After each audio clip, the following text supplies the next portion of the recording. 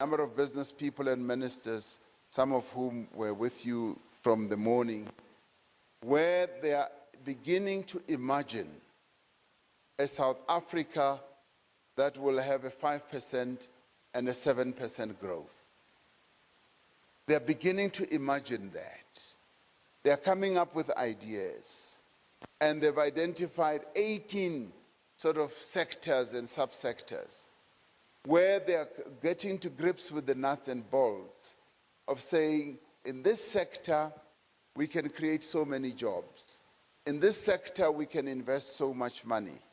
And that, for me, is the goal, I mean, maybe the holy grail that we should all aspire to touch.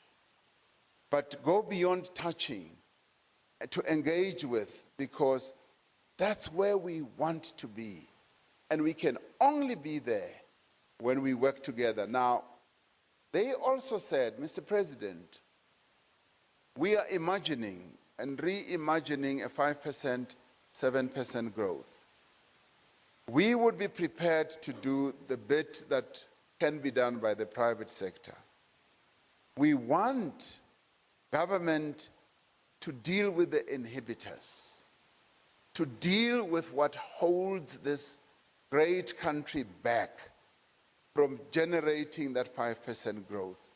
Now, I found that to be very uplifting, enormously uplifting, because I look at maybe a stupid regulation that we have that is stopping business from operating, or businesses from operating. I look at another whatever that is holding us back, and I look at 5%, 6%, 7% growth. And I say to myself, this is a no-brainer. We must remove the inhibitors for growth. We must remove the obstacles and the constraints to growth. And South Africa must now go and grasp that high growth. And we can do so by working together, by addressing the issues that Sipho and Tanya have been raising. And where, for instance, and I shut up now, where, for instance,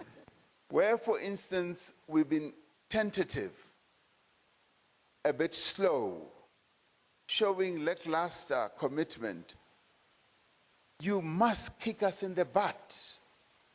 You must kick us in the butt and say, you are not moving here. You must be willing to come forward and speak strongly.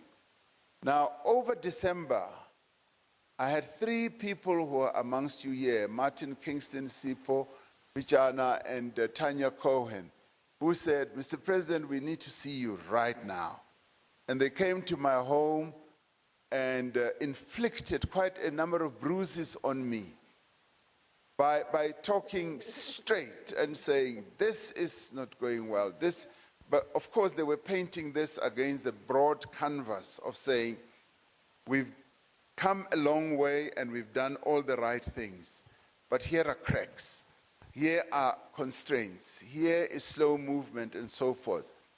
And as president, I welcome that.